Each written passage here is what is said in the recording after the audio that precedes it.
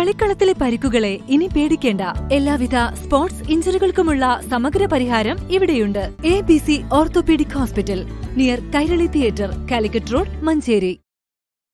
മഞ്ചേരി നഗരസഭ കേരളോത്സവം 2024 ഭാഗമായുള്ള മത്സരങ്ങൾ ആരംഭിച്ചു. നഗരസഭയുടെ വിവിധ ഭാഗങ്ങളിലായുള്ള വേദികളിലാണ് മത്സരങ്ങൾ നടക്കുന്നതെന്ന് ഭരണസമിതി അംഗങ്ങൾ വാർത്താസമ്മേളനത്തിൽ അറിയിച്ചു. ശനി ഞായർ ദിവസങ്ങളിലായി ഫുട്ബോൾ മത്സരങ്ങൾ പുല്ലൂർ സ്കൂൾ മൈതാനത്ത് നടക്കും.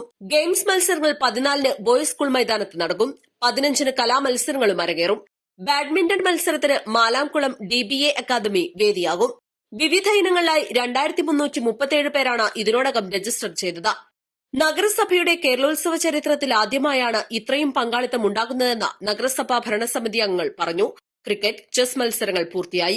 വിജയികൾക്കുള്ള സമ്മാന വിതരണം ഡിസംബർ 28-ന് ചുള്ളക്കാട് സ്കൂൾ ഗ്രൌണ്ടിൽ നടക്കും.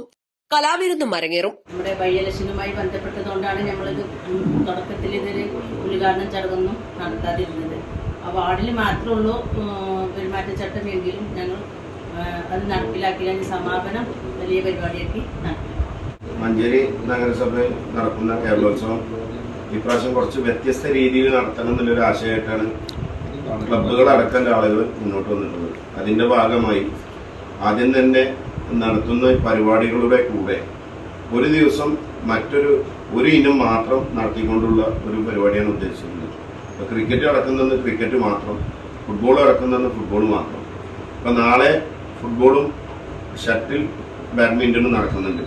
ഷട്ടിൽ ബാഡ്മിൻ്റണിൽ പങ്കെടുക്കുന്നവർ ഫുട്ബോളിൽ ഇല്ല എന്ന് ഉറപ്പ് വരുത്തിയിട്ട് മാത്രമാണ് ഫുട്ബോളിൻ്റെ ആ ഒരു നമ്മുടെ പിക്ചർ തയ്യാറാക്കിയിട്ടുള്ളത്.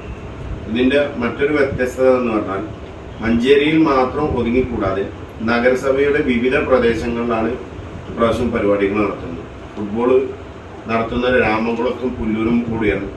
ഷട്ടിൽ ബാഡ്മിൻ്റൺ നടക്കുന്നത് മാലാംകുളത്താണ്. അതുപോലെ തന്നെ ചെസ് നഗരസഭയിലൊന്നു, പഞ്ചഗുസ്തി നടന്നത് ചെട്ടിയങ്ങാടിയാണ്. ഇനി വടംവലിയും അതുപോലെ തന്നെ മറ്റുള്ള പ്രോഗ്രാംസൊക്കെ മഞ്ചേരിയുടെ വിവിധ പ്രദേശങ്ങളിൽ നടത്തണം എന്നുള്ള ഉദ്ദേശം. വാർത്താസമ്മേളനത്തിൽ chairperson VM Subaida, vice chairman VP Firoz, സ്ഥിരം സമിതി അധ്യക്ഷരായ Rahim Puthukkolli, Yashik Mecheri, NK Khairunnisa, NM Elsy teacher, councillor Hussain Mecheri എന്നിവർ പങ്കെടുത്തു. East live, Manjeri.